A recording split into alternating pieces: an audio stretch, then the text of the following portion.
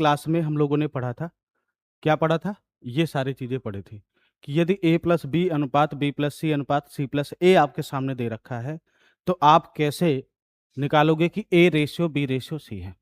तो कल मैंने इनके दो तरीके बताए थे आप लोगों को, पहला तरीका ये था और दूसरा तरीका ये था। ये वाला जो तरीका होता है ये पूरा का पूरा माइंड का होता है, ये माइंड में आप इसको क्या करेंगे, सॉल्व करेंगे। अगर आपने इसकी एक बार प्रैक्टिस कर ली तो आप इस चीज से क्या हो जाओगे, बच जाओगे। इस चीज को माइंड में 100% रखना है अपने। और इसको हम लोग लगाते कैसे हैं, तो देखिए मैं इसको फिर से एक बार बताना चाहता हूं, इसको एक बार फिर से देखते हैं, समझिएगा। यदि आपके सामने कुछ ऐसा लिख करके आ जाए, ठीक है, कि A plus B plus C plus A, same question मैंने ले लिया 7:6:5, तो इसको अगर मैं गौर से देखूं, आपसे कह दे कि A ratio B ratio C आपको अगर फाइंड आउट करना है तो आप कैसे फाइंड आउट करोगे, समझिएगा। ए प्लस बी आपके सामने दे रखा है, बी प्लस सी दे रखा है, सी प्लस ए निकालना है। ध्यान से सुनिएगा, अगर मैं बाय द वे ए निकालना चाहता हूं तो ए है किसमें, आपने कहा सर ए इसमें है और इसमें, ए इस वाले में है और इस वाले में, ठीक है। तो आप इन दोनों को पहले ऐड करिए और ये जो तीसरा वाला है इसको क्या करना है, आपको माइनस करना है, ठीक है। एक चीज का ध्यान देना, इसको और इसको आपको ऐड कर लेना है और बीच वाले को क्या कर देना है, माइनस कर देना है। ये चीज आपके दिमाग में बैठ गई तो आप करोगे क्या, यहां से समझिएगा, वही चीज यहां से जैसे आप इन दोनों को जोड़ करके इसको माइनस करोगे तो b प्लस सी माइनस हो जाएगा, तो कितना बचेगा 2a, और जो 2a बचेगा तो यहां भी वही प्रोसेस करना है, ये इसको 7 5 12 को जोड़ना है और 6 को क्या कर देना, घटा देना। तो 7 5 12 में से 6 गए 6, आपने 2a की वैल्यू कितनी निकाल ली, 6 निकाल ली। वहीं अगर आपको b भी निकालना है तो b कहां पर मिल रहा है आपको, b पहले और दूसरे में मिल रहा है, तो इन दोनों को क्या करिए, ऐड करिए और तीसरे वाले को क्या कर दीजिए, माइनस कर दीजिए। तो यहां से 2b की वैल्यू आ जाएगा, तो आपके सामने 2b आ गया। तो आप तो पहले दूसरे को आप ऐड करेंगे, 7 6 13, 13 में से 5 गए, कितना बचता है 8, तो आपने 8 लिख दिया। फिर वही चीज अगर आपको सी की वैल्यू निकालनी है तो आप क्या करोगे, सी की वैल्यू के लिए कि सी आपका इन दोनों में, तो इन दोनों को ऐड करो और ये जो तीसरा वाला आपको बच रहा है इसको क्या कर दो, माइनस कर दो। तो आप 6 5 11, 11 में से 7 गए, 7 4 11, तो भाई आपका 2c बराबर कितना आ जाएगा, 4 आ जाएगा। 2c बराबर कितना आ जाएगा, 4। और जैसे ही 2c बराबर 4 आ जाएगा, आप देखेंगे यहां से अगर आप इसका वो लेना चाहें, समझिएगा, यहां से अगर आप सोचें कि मैं 2a रेशियो 2b रेशियो अगर मैं 2c निकालना चाहूं तो यह आपका निकलेगा 6:8:4। ये तो भाई आपस में कट गए, यहां से निकला a:b:c बराबर कितना आ जाएगा, ये भी कटेंगे आपके दो से, 2 3 6, 2 चौको 8, 2 दूनी 4। तो यहां से फाइनली आप आंसर पाओगे क्या, कि a और b अनुपात c बराबर आपका कितना आ जाएगा, इतना आपका आंसर आ जाएगा। यहां तक बात क्लियर हो गई। इसको हमने कल के दिन क्लास में निकाला कुछ इस प्रकार से, पूरी इसकी क्लास इसमें पड़ी हुई है, ठीक है। और जैसे नहीं आप लोग देखे हैं तो उस क्लास को देख करके इस चीज़ को समझिएगा कि ये डायरेक्ट हमने इतना बड़ा प्रोसेस जो किया, क्यों किया, और यहाँ पर हमने उस चीज़ को माइंड में क्या कर दिया, सॉल्व कर दिया। ये चीज़ अपने दिमाग में आपको रखनी है 100%, उसमें कोई दुराई की बात नहीं है, ठीक है। अब देखो यहाँ से बात करते हैं अगले क्वेश्चन की। तो बताइए ये क्वेश्चन समझ में आ गया, इस वैरायटी क्वेश्चन में कोई दिक्कत, आपको तो समझ में आई नहीं होगा अभी, कोई बात नहीं। स्टार्टिंग के 2 लेक्चर आप देख लीजिएगा, शुरुआत ही किया है, और इसकी वीडियो आप लोगों को यूट्यूब पर मिल जाएगी, है ना, जो भी क्लास में आप लोगों को पढ़ा रहा हूँ, ठीक।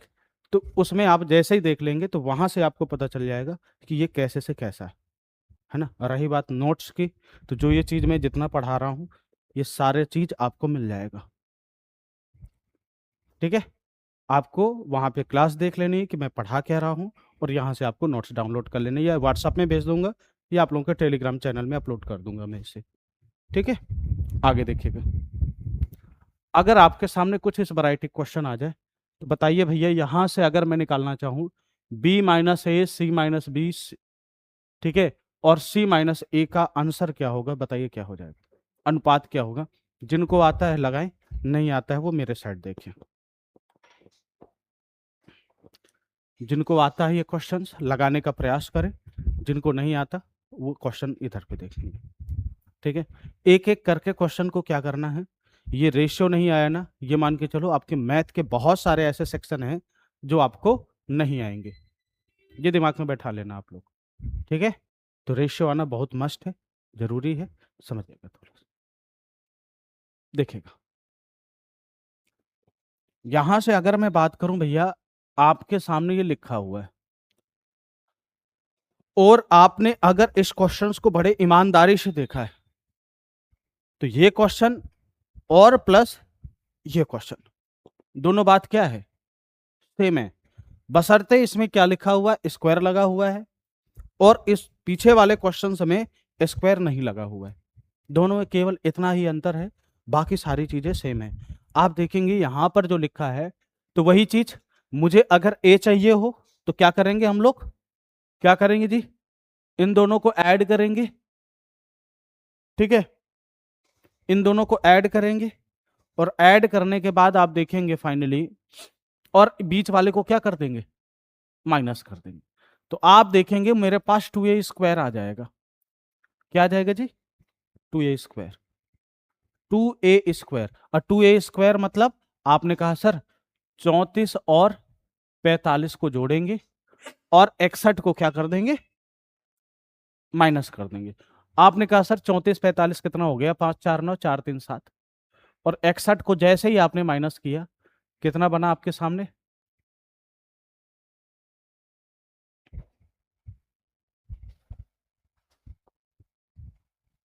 18 बना। कितना बना, 18। अच्छा, तो ये आपने लिख दिया 18। Same to same 2b square, देखो अब कुछ चीजें होंगी आप डायरेक्ट लिखोगे, 2b स्क्वायर आपको लिखना होगा, तो आप क्या करोगे, b चाहिए तो b कहां से मिला, आपने कहा सर b इन दोनों से मिल रहा है, इन दोनों को क्या करिए आप, ऐड करिए, इन दोनों को ऐड करिए। हमने कहा ठीक है, ऐड करते हैं, तो ऐड करते ही आपको b स्क्वायर मिल जाएगा, और c तीसरे वाले पर्सन को क्या कर दीजिए, माइनस कर दीजिए। तो वही प्रोसेस मैं इस साइड करूंगा, करूंगा क्या, इन दोनों को क्या करूंगा, जोड़ दूंगा। जोड़ने के बाद आप देखेंगे कितना आ जाएगा, 4 1 5 6 3 9, 95, और 95 में से 45 अगर मैंने माइनस कर दिया तो कितना बचेगा आपका, आपने कहा सर 50 बचा, कितना बचा, 50। ठीक है, यहां तक बात समझ में आ गई। सिमिलरली आपने 2c स्क्वायर लिखा, तो c आपको इन दोनों से मिल रहा है, तो आपने क्या किया, c इन दोनों को प्लस किया, यानी 61 और 45 को प्लस किया, और प्लस करने के बाद 34 को क्या कर दिया आपने, माइनस कर दिया। इस चीज को दिमाग में बैठाना है। ऐसा क्यों करते हैं, मैंने आपको यहां पर सिखाया हुआ है लास्ट लेक्चर में, आप उस लेक्चर को देखेंगे, आपको पता चलेगा कि ऐसा क्यों करते हैं। 1 to 1 एक एक चीज देखेंगे, सारी चीजें समझ में आ जाएंगी। ठीक है, अब देखिए यहां से समझिएगा जरा, आपने कहा सर इन दोनों को ऐड करें, तो 5 1 कितना हो गया, 6 6 4 10, 106 में से अगर आपने 34 माइनस किया, कितना बचा आपके सामने, 72 बचा, कितना बचा, 72। और 72 जैसे ही बचा, तो आपने कहा सर ये तो मैंने निकाल लिया 2a square 2b square 2c square, और अगर मैं रेशियो निकालना चाहूं तो आप कहोगे sir a square b square c square बराबर कितना आ जाएगा, आपने कहा सर 18 रेशियो 50 रेशियो 72। आपने कहा सर ये कट रहा है 9 25 36, तो आपका कितना आ गया, 9 25 36 आ गया। तो ये जो 9 25 36 है, ए स्क्वायर की वैल्यू है। मुझे ईमानदारी से बताओ, अगर ए स्क्वायर बराबर 9 है, देखिए ये क्या है, वर्गानुपात है, ये क्या है, अगर इसका वर्गमूलानुपात निकालेंगे तो वर्गानुपात वर्गमूलानुपात, घनानुपात घनमूलानुपात, ये 2 अनुपात आपके होते हैं जो नॉर्मल सा यूज होते ही होते हैं। तो आपने कहा सर यहां से अगर मैं ऐसे निकाल लूं ए, तो बताइए ए का मतलब क्या हो जाएगा? 3 का वर्गमूल, 9 का वर्गमूल क्या होता है? 3। बी लिखा हुआ है 25 का वर्गमूल कितना हो जाएगा? 5। सी लिखा हुआ है 36 का वर्गमूल कितना हो जाएगा? 6। यहां से आप जनरल से आपने निकाल लिया कि सर ए बराबर 3, बी बराबर 5, सी बराबर 6। आसानी से आप यहां से इसकी वैल्यू फाइंड आउट कर सकते हैं। बी माइनस ए, 5 माइनस 3, आपने 5 माइनस 3 लिखा, अनुपात सी माइनस बी, 6 माइनस क्या कर दिया? 5 लिख दिया, अनुपात सी माइनस ए, 6 माइनस क्या कर दिया आपने? 3 कर दिया। फाइनली जो रिजल्ट आया आपके सामने वह 2:1 कितना आ जाएगा? 3। अगर ये कट रहे हैं तो काटिए, नहीं कट रहे हैं तो छोड़ दीजिए। यहां से आपको इस तरह के क्वेश्चंस को लगाने का ये तरीका है।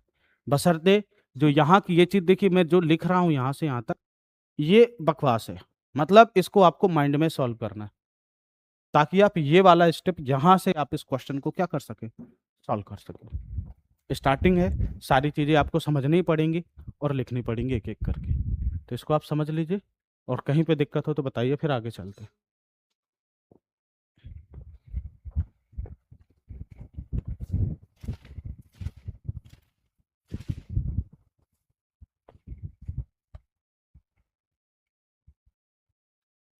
हो गया?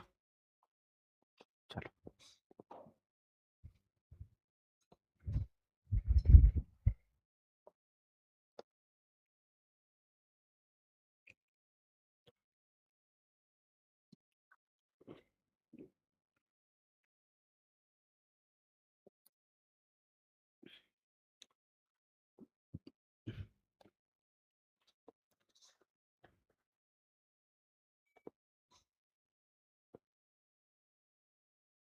क्लियर हो गया भैया यहाँ तक? कहीं पे कोई दिक्कत? चलो अगले क्वेश्चंस की बारी। इस क्वेश्चन को समझिए, वेरी मोस्ट इंपॉर्टेंट क्वेश्चन। इसको आप इंपॉर्टेंट डाल लीजिए, बड़े मजे की बात है। एग्जाम में आपके सामने ऐसा भी लिख करके आता है, या ध्यान से सुनिएगा, एग्जाम में आपके सामने ऐसा भी लिख करके आता है, या इसका लिखने का तरीका कुछ दूसरा भी हो सकता है। ठीक है, इसको आप एग्जाम में कुछ इस फॉर्म में भी देखेंगे, तो घबराइएगा नहीं। इसका फॉर्म क्या होगा? अगर आपके सामने ए अनुपात बी प्लस सी बराबर 1:3 दे दे, बात तो वही है।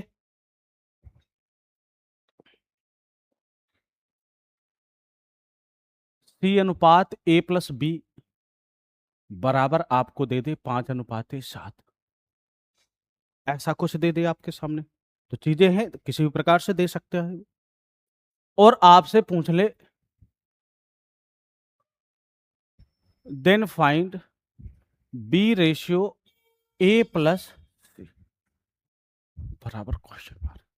ये जो दोनों क्वेश्चंस लिखे हुए हैं, ये दोनों क्वेश्चन एक ही तरह के। क्या कहीं पे दिक्कत है? क्या कहीं पे दिक्कत है? क्यों है? वो तो देखो भैया, अगर आप क्या करोगे, गोला मारोगे, तो कहीं ना कहीं थोड़ा सा तो दिक्कत आएगी आएगी, उसको आप फेस करिए, है ना, और पढ़िए। अब देखो, ए रेशियो बी प्लस सी आपके सामने दे रखा है, बी रेशियो सी प्लस, कुछ भी दे सकता है सी। अब इसका इंपॉर्टेंट फैक्टर, अगर ये सीख गए, बहुत बड़ा काम सीख गए आज आप लोग। नहीं सीखे हो तो सीखने की कोशिश करना। कैसे करते हैं आप चीजों को समझिएगा जरा, चीजों को समझिएगा। आप अगर देखेंगे कि जितने भी क्वेश्चन आपके सामने दे रखे हैं, ठीक है, चाहे आपके सामने ये दे रखा हो और चाहे ये दे रखा हो, सभी में आप अगर गौर से देख रहे होंगे, A B C A B C A B C ही दिया है। और जब एक ही क्वेश्चंस की बात हो रही हो, तो ए बी सी का मतलब क्या होगा? सेम होने चाहिए। तो यहां पर देखेंगे, अगर मैं जनरली देखूं यहां पे कि जो भाई a प्लस बी प्लस सी अगर निकालूं, तो आपने कहा सर ये तो 3 1 कितना आ रहा है, 4 आ रहा है। तो भाई अगर इधर a प्लस बी तो 3 1 कितना आ गया, 4। और इस वाले में अगर मैं a प्लस बी प्लस सी निकालूंगा, तो ये जनरली 7 5 कितना आ रहा है, 12। तो अब बताइए, एक जगह a प्लस बी 4 दे रखा है, a प्लस बी प्लस सी एक जगह 12 दे रखा है, तो ये दोनों क्या रास आई, बात नहीं आई। दोनों को सेम करना, दोनों को क्या करना है, सेम। तो ये चीज आपको दिमाग में रखना है, दोनों को सेम करना है। तो सेम करने के लिए करते क्या है, जो 4 और 12 दे रखा है इसका एलसीएम, एलसीएम 4 12 का एलसीएम कितना आ जाएगा जी, 12 आ जाएगा। अब कभी कभी आप लोग माइंड से भी सॉल्व कर देंगे कि इसमें सर जी 3 का गुणा कर दीजिए 12 हो जाएगा। जरूरी नहीं कि आप एलसीएम ही निकालें, बशर्ते आपको एक प्रोसेस बता रहा हूं कि जब भी कभी ऐसे क्वेश्चन आए तो सबसे पहले आप a प्लस बी प्लस सी आपसे आप देख लीजिए, ताकि क्वेश्चन सॉल्व करने में आपको दिक्कत ना हो। आपने कहा तो सर क्या होगा, आपने कहा सर इसमें अगर मैं 3 का गुणा कर दूं तो 12 बन जाएगा। तो कुछ नहीं करना, इस वाले सेक्शन में 3 का गुणा कर देना। तो करते कैसे हैं समझिएगा जरा। ये क्वेश्चंस जो मेरे सामने लिखा हुआ है a अपान बी प्लस सी, अगर देखें ये 1/3 ही लिखा हुआ, तो आप इसमें गुणा कितने करेंगे, 3 का ऊपर नीचे करेंगे गुणा। 3 1 3, 3 3 9, 9 3 12। और यहां पर जो आपके सामने c upon a plus B लिखा है 5/7, इसमें 1 का गुणा, भाई 12 1 12, इसमें कुछ करने की जरूरत नहीं। और जैसे ही आपने किया तो a अपान जो b प्लस सी आया वह 3 1 3/9 आ गया। तो बताओ a बराबर कितना आ गया, 3। यहां से बताइए c upon a plus B कितना आ गया, c बराबर कितना आ जाएगा आपका 5। चीजों को समझिएगा, a बराबर 3, c बराबर 5, और बताइए b प्लस सी बराबर कितना आ गया भैया, 9। a प्लस बी बराबर कितना आ गया, 7। और a प्लस बी प्लस सी कितना हो गया, 12। वो तो 12 ही रहेगा। अब a प्लस बी प्लस सी हमने क्या कर दिया, चाहे देखो 9 3 12, 9 3 12। आपसे चाहिए क्या वैल्यू, b अपान a प्लस सी चाहिए। तो मुझे एक बात बताइए, यहां से कहीं b की वैल्यू नजर आ रही है क्या। तो अगर मैं देखूं b की वैल्यू निकालने के लिए a बराबर 3, c बराबर 5, a प्लस बी प्लस सी कितना हो गया 12। तो 12 में से अगर मैं 5 3 8 घटा दूं तो कितना बचेगा, 4। तो बताइए b की वैल्यू 4, a की वैल्यू कितनी है, c की वैल्यू कितनी है, आप देखेंगे कितना आ जाएगा, 4/1/2 आपका, यानी 1:1:2 आपका किसका आंसर आ जाएगा, b रेशियो a प्लस सी का 1:2, 4/8, या चूंकि कट रहा है 4/8 तो 1/2 आपका फाइनली आंसर आ जाएगा।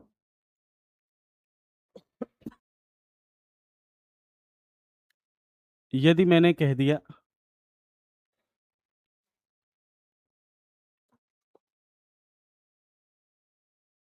तीन व्यक्तियों के, या तीन कोई भी आय है, 3 व्यक्तियों की आय का अनुपात 1:2:1/3:1/4, कितना है, 3 व्यक्तियों की जो आय का अनुपात है वह कितना है, 1:2:1/3:1/4।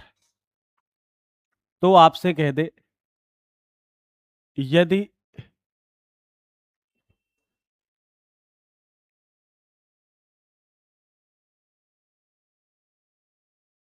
सबसे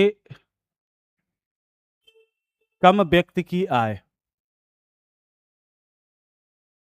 सबसे कम जिसकी मतलब आय क्या है, सबसे कम व्यक्ति की आय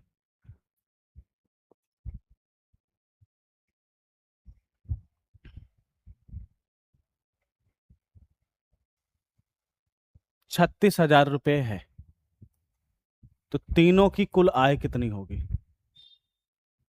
तीनों की कुल आय बराबर क्वेश्चन मार्क। कह रहा है तीनों की आय कितनी होगी ये बताइए। क्वेश्चन यहां से आप, तीनों की कुल आय बराबर क्वेश्चन मार्क, कितनी आ गई?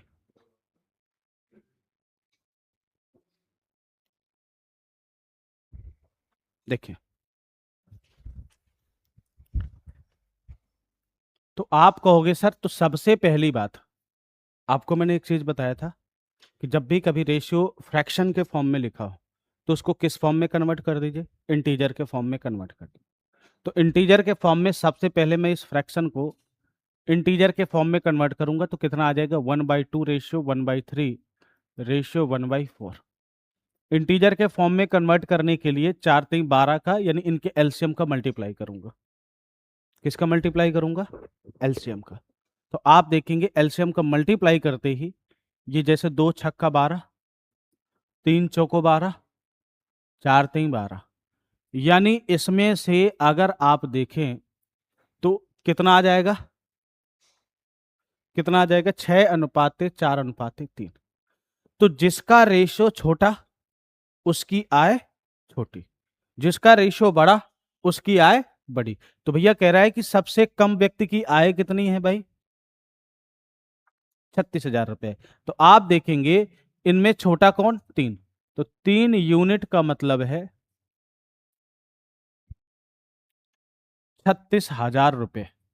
तो बताइए, 1 यूनिट की अगर बारी आ गई तो आप कहोगे सर 36,000 डिवाइडेड बाई 3 कितना आ जाएगा?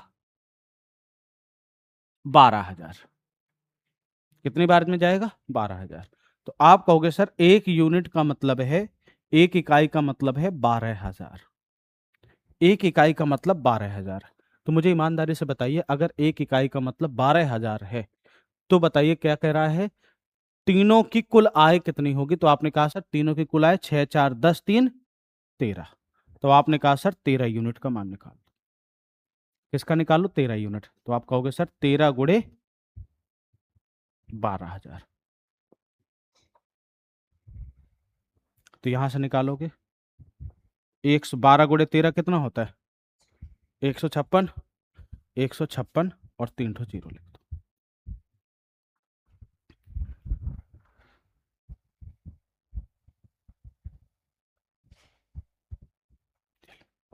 ये आपका आ गया फाइनली आंसर।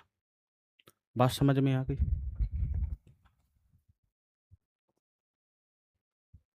हाँ, 146 होता है। 13 दूनी 26 और 13 करने 13, 13 दूनी कितना होता है?